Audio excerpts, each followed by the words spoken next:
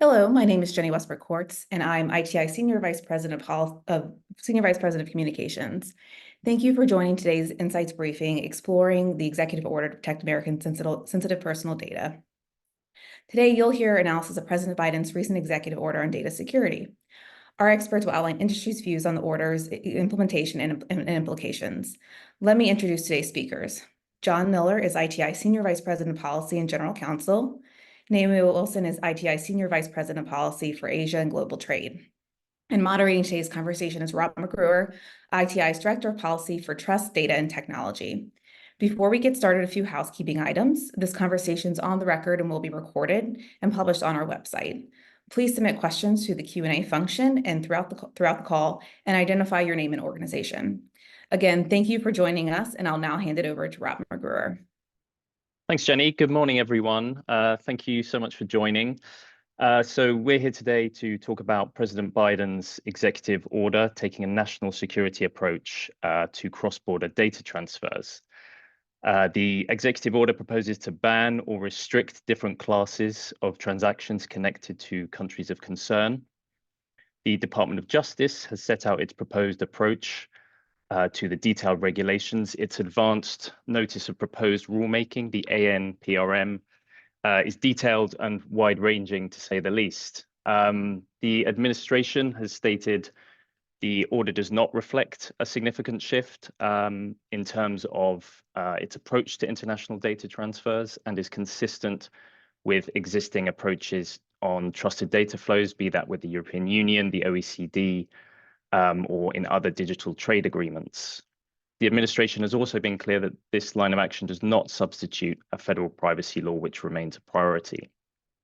But this clearly represents a significant moment in US data policy. It's the first time the US has meaningfully sought to impose restrictions on personal data transfers across borders, and it introduces a new and complex set of data restrictions that will need to be carefully crafted and clearly messaged with international partners.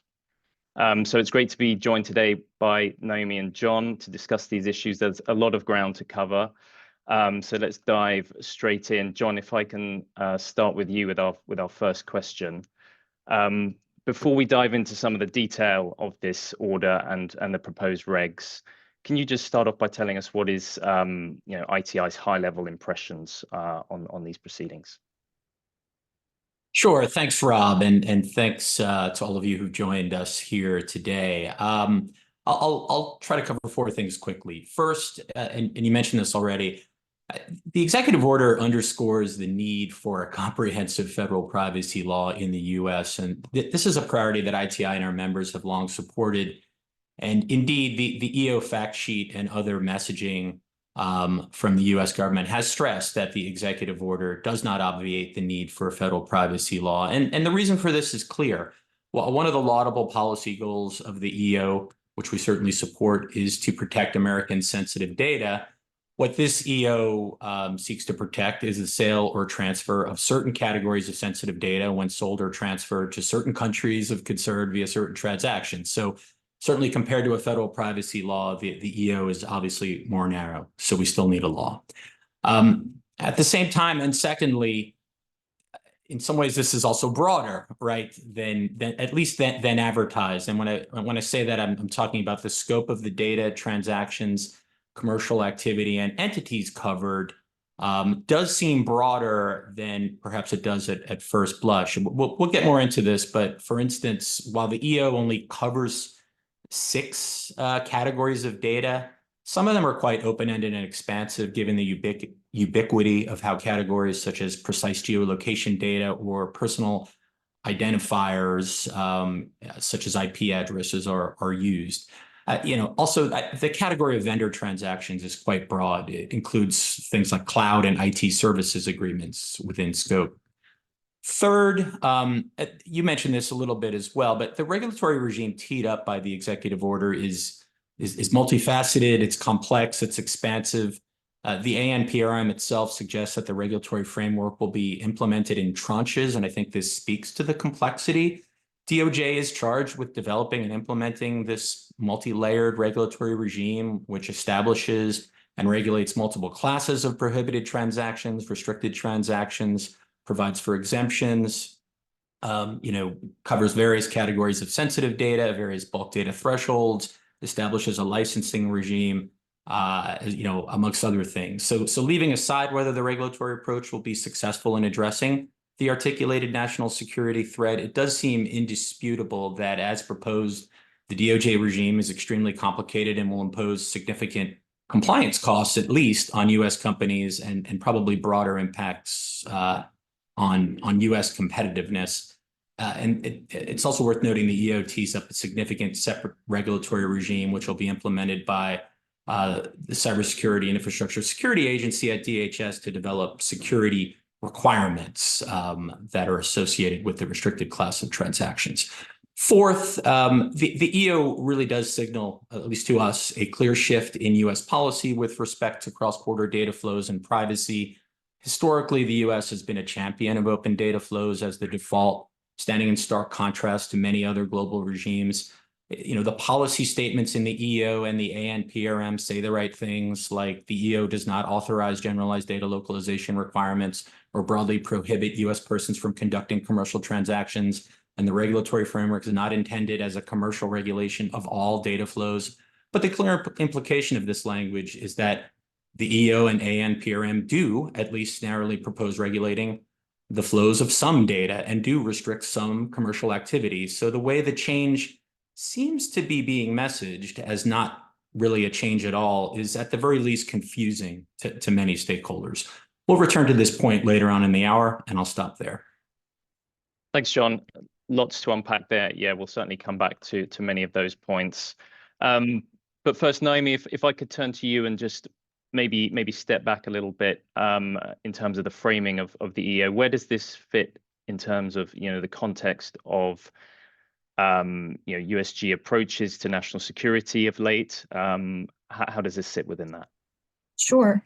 Well, we've seen for a few years now a focus on data driven by emerging technology, and in particular AI, and what AI can do with data that would otherwise be non-personally identifiable data. So DOJ in its fact sheet states that countries of concern can use data to engage in malicious cyber-enabled activities, espionage, coercion, influence operations, and blackmail, leveraging advanced data analytics to exploit or influence individuals, both U.S.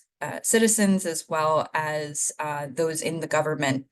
The U.S. government has continued to try to stem access to sensitive data for a long time when it comes to cyber theft and hacking. But now what we see is a shift to what the U.S. government has referred to as the front door in the form of commercial relationships and data that may be transmitted through those commercial relationships in a way that has not been illegal under U.S. law, but is now found to pose certain national security concerns. From the ITI perspective, certainly we acknowledge and support that government has an obligation to protect national security, and companies support that prerogative. The solution should take a risk-based approach to evidence-based concerns with industry engagement throughout the process to understand potential unintended consequences and to ensure that innovation and commerce are not unduly impeded. I think at this point there are legitimate questions as to whether this type of scheme will achieve its aim. But certainly we are seeing a continuation of the focus and trajectory on data as an important piece of national security. Thanks, Naomi. And just to reiterate, we are certainly at the beginning of this process. So this is, the first opening, opportunity for stakeholders to comment. I think we've got 44 days and counting to respond to the 100+ questions in the NPRM, in the ANPRM, apologies. And then we will have a draft rule set out by the DOJ within 180 days. So they're up against the timeline in terms of getting the draft rule out, which is looking like the end of August. And there'll be a second opportunity for stakeholders to weigh in then as well. Okay, so getting into a bit more of the detail, John, if I can turn to you about this question of scope. How is the Department of Justice proposing to identify the different sensitive data categories? What's prohibited? What's restricted? Thanks, Rob. And just to reiterate one thing you just indicated, that this is an ANPRM, and I do want to emphasize that we appreciate that this is an advance notice of proposed rulemaking. And also I think it's fair to note that we appreciated some of the pre-release outreach that was done by the administration regarding the EO, but we've already said that this is a pretty complicated regime that's proposed in the ANPRM. I'll try to explain the overall architecture of what the regulatory scheme will entail and highlight some of the key definitions and their implications just in a few minutes here. There are two categories of prohibited transactions. One is data brokerage transactions, and the second is bulk human genomic data transactions. And the data brokerage transactions that will be covered would also hit certain thresholds, of course.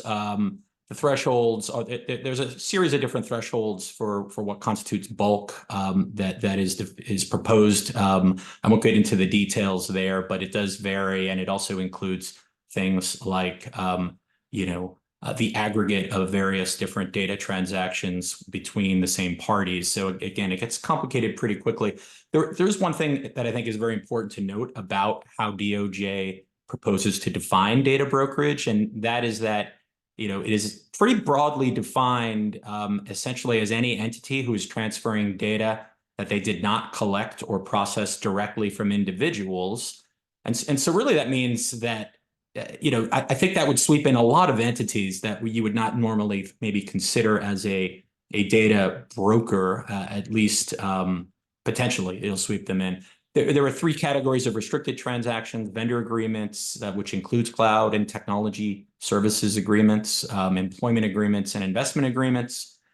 And it applies to 6 categories of sensitive data. The covered personal identifiers in combination with each other, personal financial data, personal health data, precise geolocation data, biometric identifiers, and human genomic data. At least 2 of these categories, I would say, are, again, fairly broad and wide-ranging with a lot of implications. One of them is the category of covered personal identifiers, which, in combination with other personal identifiers. The reason I say that is that you've got pretty widely used identifiers that are in the mix here, like IP addresses and advertising identifiers. So that could sweep in, and implicate quite a lot of commercial activity. And also, even if we look at, for instance, precise geolocation data, that is also a type of data that is used in many, many applications, as anyone with a smartphone is well aware. The ANPRM also states that the categories covered are narrower than what is covered in typical privacy regimes. That is, of course, true in many ways, but then in other ways, it's actually broader. I think one example there would be that anonymized data is fully within scope here, while it is not within scope in privacy regimes such as CCPA and GDPR. So, I think that's something we all need to think through the implications of. And there's also categories that are explicitly not covered, such as web browsing history, which are covered in some laws as well, particularly at the state level.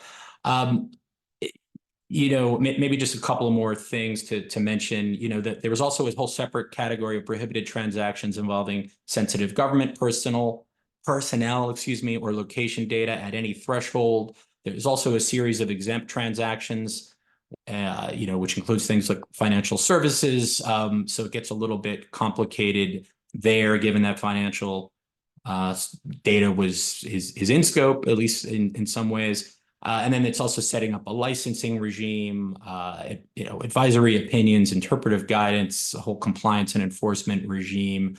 So it's a pretty complicated law. I will stop there. I didn't even get to the CISA cybersecurity piece of this. Maybe we'll have time for that later. Thanks, Rob. Yeah, absolutely. Thanks, John. I mean, I think, a clear challenge here is that a lot of this stuff is not based, it's not stemming from, well understood existing privacy concepts. It talks about carving out different subsections of personally identifiable information. So, we're having to build out a new lens, a new vocabulary for a lot of this stuff. And I can't help thinking that in trying to narrow the scope to very specific areas, the regulations might be inadvertently making this a little bit harder. Okay, so moving on to other issues. In terms of the overall regulatory approach, I mean, DOJ is clear this is a risk-based approach. There will be, compliance obligations, due diligence obligations, and I think it will be critical to ensure that those are as efficiently scoped as possible and drawing from existing compliance obligations that exist elsewhere and that have the same effect.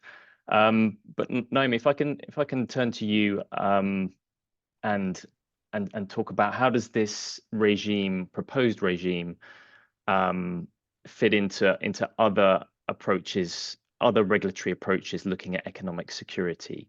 Does an economic sanction approach make sense in the context of data transactions?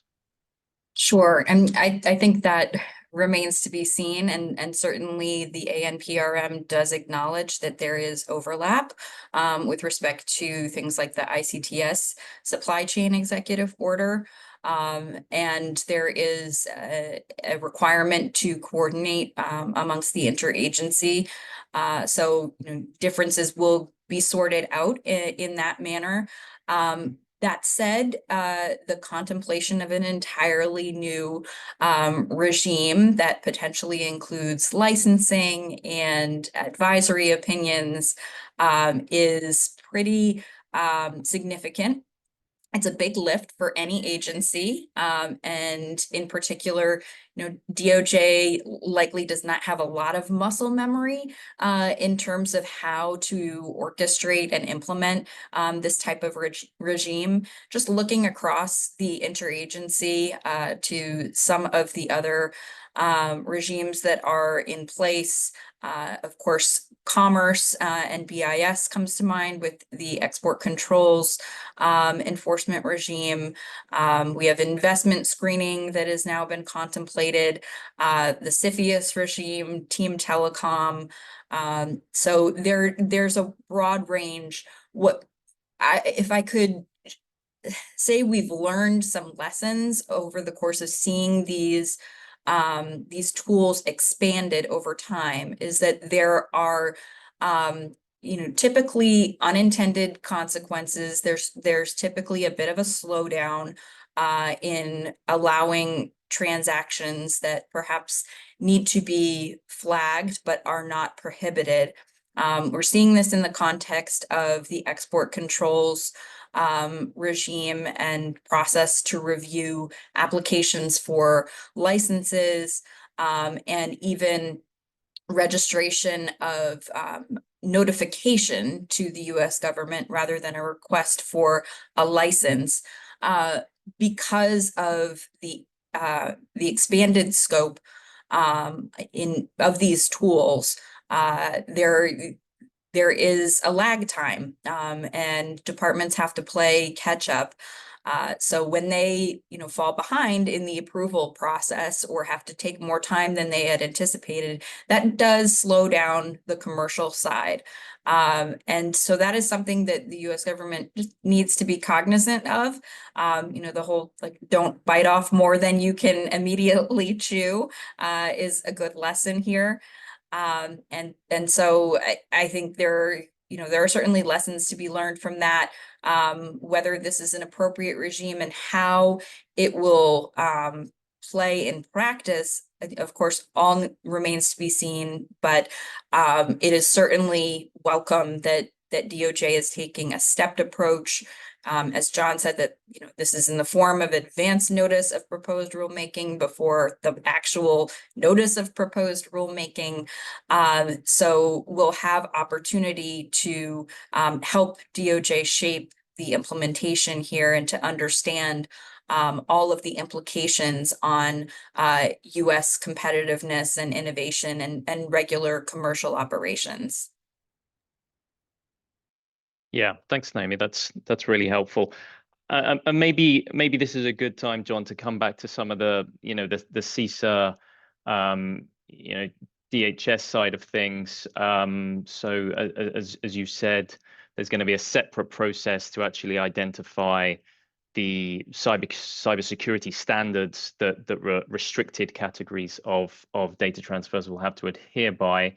I think the draft regs have done a pretty good effort at looking at existing elements that are already being used, be that risk management frameworks and other standards. But talk us through kind of how you see that playing out, and if there are any risks or challenges we need to be aware of. Thanks, Rob. Well, I mean, to be clear, it's pretty. What is in the ANPRM is fairly provisional in the sense that I think there is language in there that says something like well, essentially it says CISA specifically is going to be running a separate, seemingly parallel regulatory process to develop security standards that companies will be required to comply with, if they are engaging in restricted transactions. So again, that would include things like cloud services agreements and IT agreements at the least. Those are two of the examples of vendor agreements that are specifically flagged that are certainly relevant to the technology sector. And you're right. I mean, on the one hand, both the EO and the ANPRM flagged specifically that existing standards developed by NIST, for instance, would be should serve as a inspiration at the very least for the development of these standards. And indeed in the ANPRM, it kind of sets forth even some of the specific sections of the cybersecurity framework, and I believe the privacy framework as well that might be considered. There's other things in the mix as well, including other NIST standards and even things like the cyber performance goals which CISA has been working on developing, and it continues to work on developing a separate set of IT sector specific CPGs. I think the implications, I mean, on the one hand, there's going to be a lot of companies that are implicated, maybe who are already using the cybersecurity framework, and maybe this will not be, necessarily, an incremental requirement on their part. On the other hand, you could look at this as, one of the things about the cybersecurity framework, one of its hallmarks has been that it has been voluntary for 10 plus years now. In a way, this would require the framework to be, at least parts of the framework and parts of these other standards, to be mandatory for certain companies who are involved in certain transactions. I think given that there is a mandatory nature to this CISA program, I do think we need to carefully think through what the implications are on CISA's historical partnership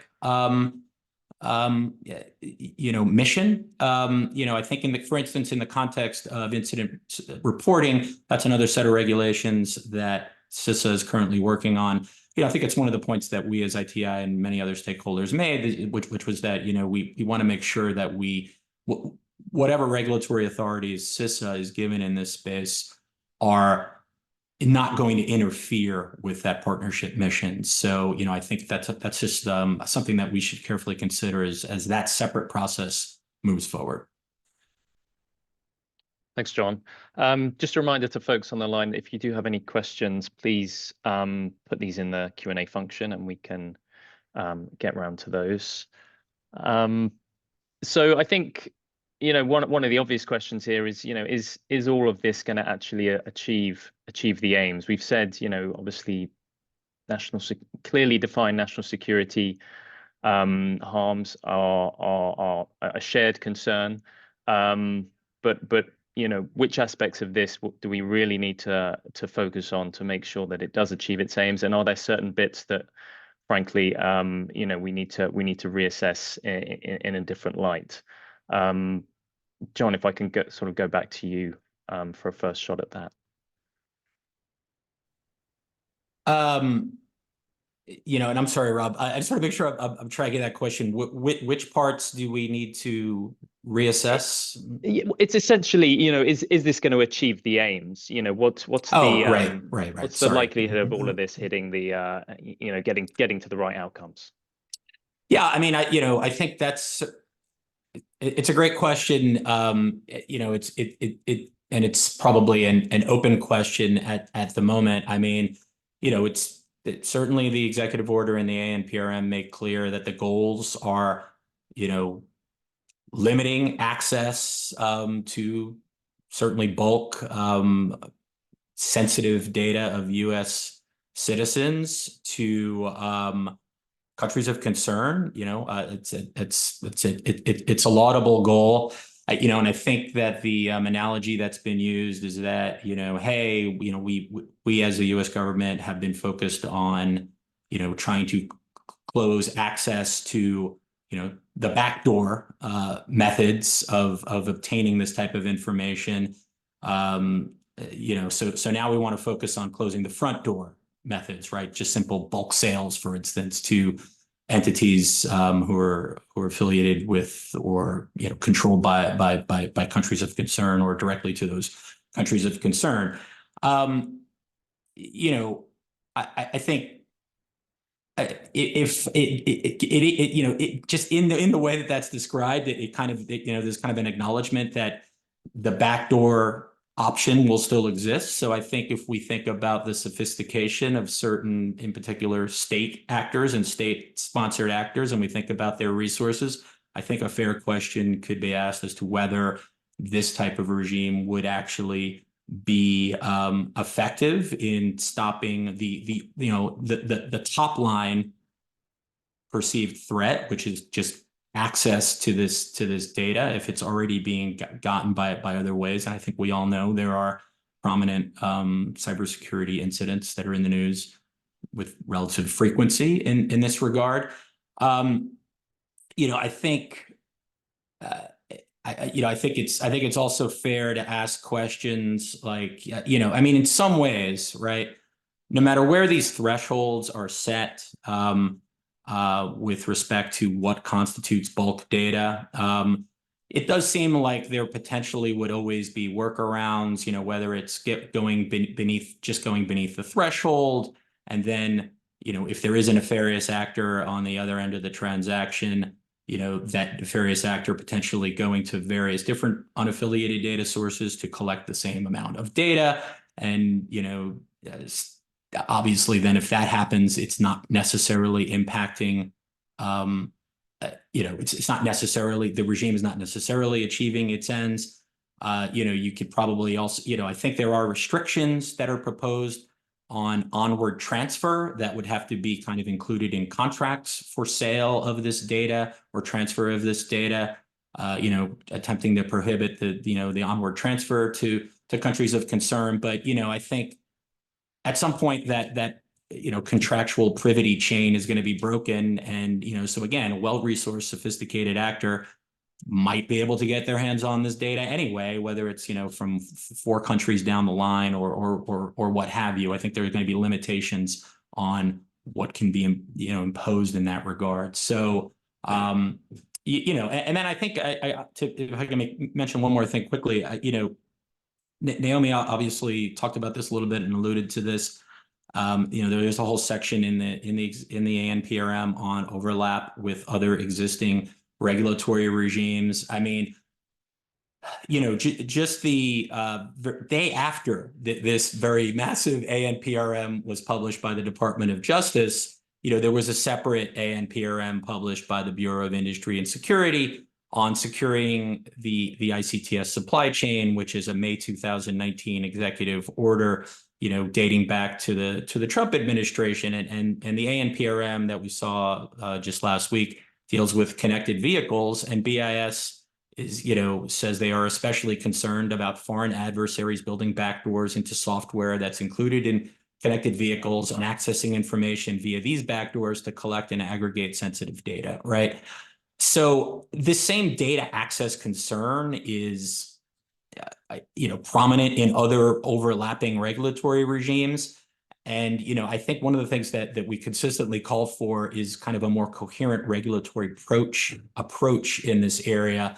Because if there is confusion as to which regime is covering what, or are they double covering some transactions or anything else, arguably you're creating, regulatory seams that could also not only would be confusing to apply for companies to comply with, but arguably any regulatory seams that actually could be exploited by someone who knows where the seams are. So, I think that there's also a lot of work on the back end to kind of relate this regime to all these other existing regimes. And there are others. Happy to get into them if anyone wants to, but beyond the ones that Naomi mentioned, even such as export controls. Thanks.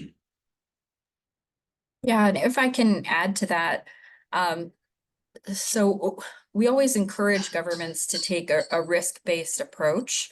And I think, it's good to come back to that once again in this context, to be mindful that the government has limited resources. And so, it can't cover the waterfront of all potential threats. There needs to be some calibration of, what are the most high consequence, high impact potential threats, and what are the potential unintended consequences to economic competitiveness, to regular order commerce, through the implementation of these regimes. As John was illustrating, certainly there are many ways, both illicit and licit, to acquire data.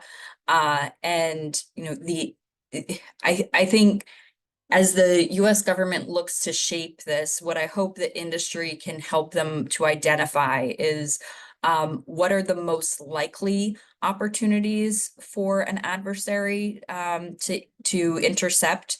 Are they going to try to amass a lot of data and then mill through it and hope that they'll come out with something that they can potentially aggregate and target US citizens?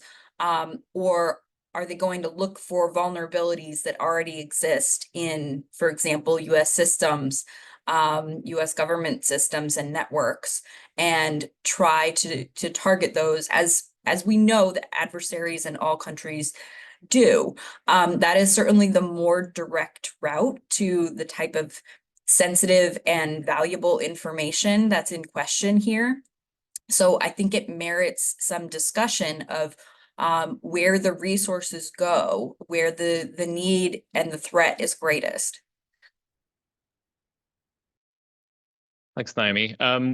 Just turning to a really good question in the chat here, which asks about the interaction with the executive order here and the AI executive order from last October.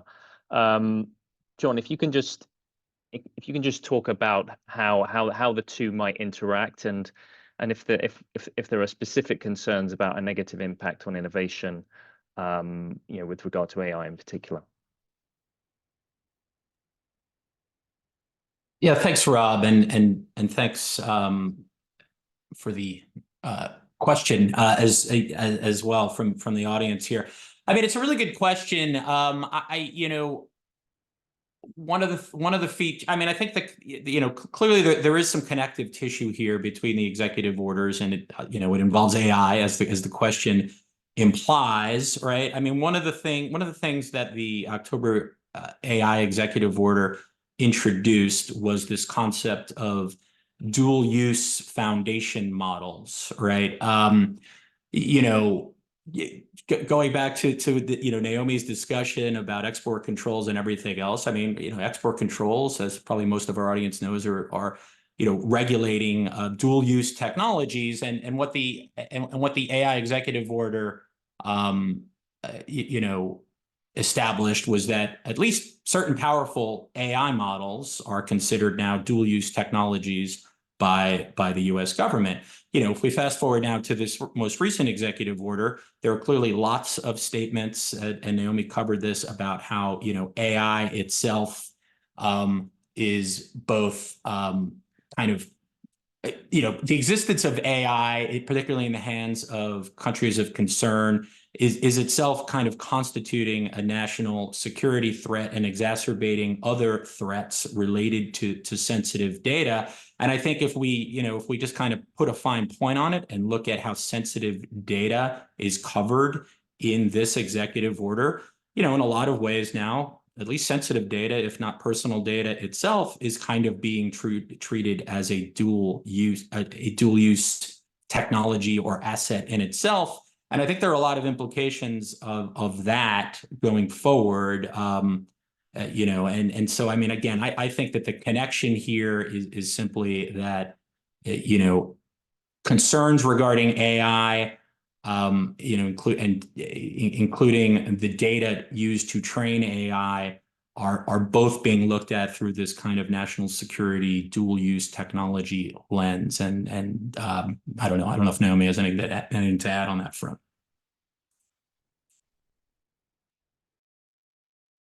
Great, thanks, John. So we just got one final kind of question to delve into before we wrap up here. I mean, this is about the importance of messaging, not only with, you know, with US stakeholders, but especially with international partners, with allies and others. You know, we know this sets out a pretty novel approach to the issue of data flows.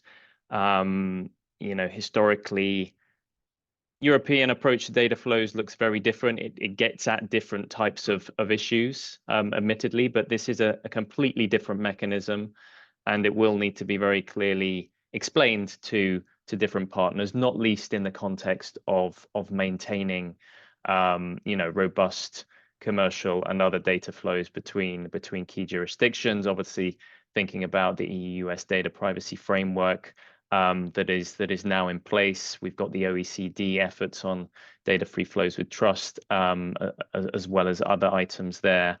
But equally, you know, this sits within a kind of a wider context of shifting US positions on digital trade as well.